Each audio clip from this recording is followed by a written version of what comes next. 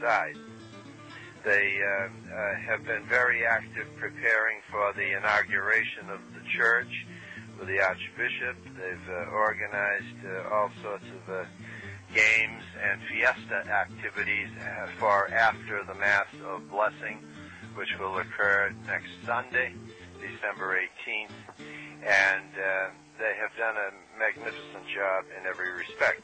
The challenge with that group is to keep them involved and get them more involved. And so with that in mind, I'm looking for training centers somewhere here in Ecuador to which I can send 2 or 3 of the most promising of the youth group, and they can learn to become leaders of the youth group and to be equipped to assist the further work and the further development of the youth group itself.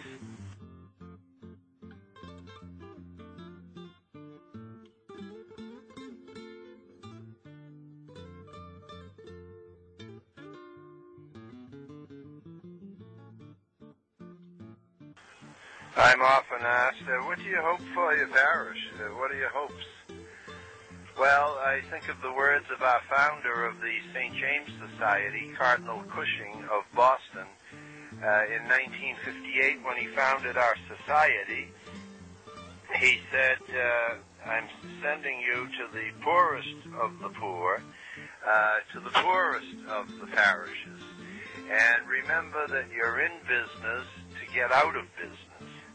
By that he meant that when the parish comes up in the world, turn it back to the bishop, get out of there, and let the bishop send you to another parish that's poorer, and let a native cleric, an Ecuadorian priest, take over your parish, and everything will be built up for him.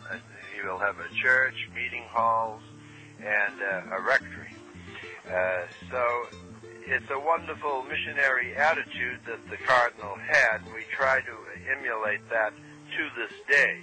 So what do I hope for my parish? I hope that I'll be pushed out of here someday, and that an Ecuadorian priest or priests will take my place, that they will move into the rectory and take over, because there's no substitute for a national clergy.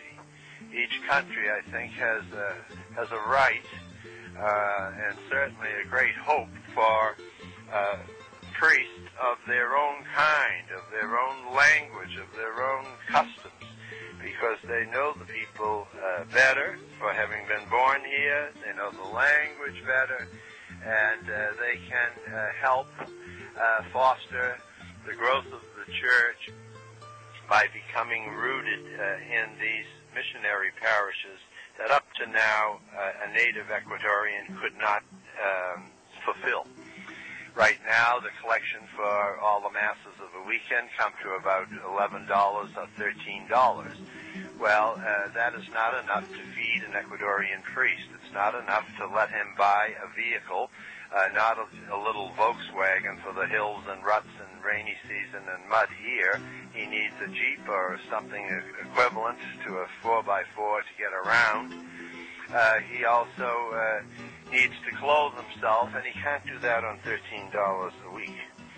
So we have a way to go yet, but we hope and pray for the day when there will be sufficient Ecuadorian priests and of a good heart and good mind and good spirit that will move in here and take over the parish of Blessed Mother Teresa of Calcutta.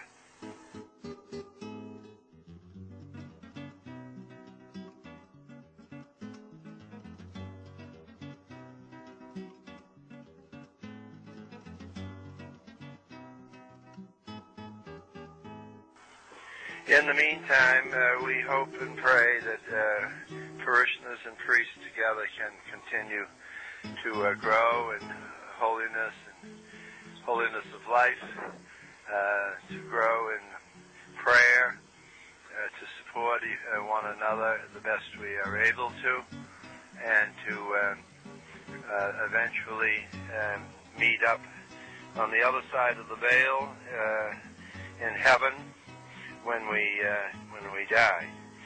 So that's my hopes for our parish.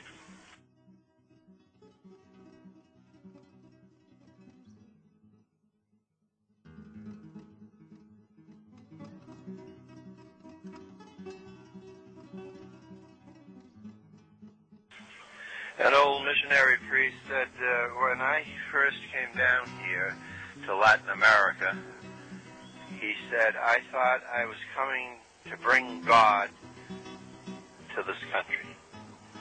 And he said, when I got here, he said, you know, I found out something very different. He said, I found that God was already here. And how true that is. We don't come here as saviors. We come here as vulnerable priests from a foreign country, struggling to speak a foreign language, all to minister to the people here in the parish. So you learn a lot by being here. You learn the difference between what's essential in life and what's fleeting or ephemeral or not of great value. You also learn that you can live without a lot of things. And when you do live without a lot of things, or are forced to live without a lot of things, you find out that through the grace of God you still can survive and still go on. So I've learned a lot about prayer. I've learned a lot about patience. I've learned a lot about, not that I'm always patient, I'm certainly not, but I've learned a lot about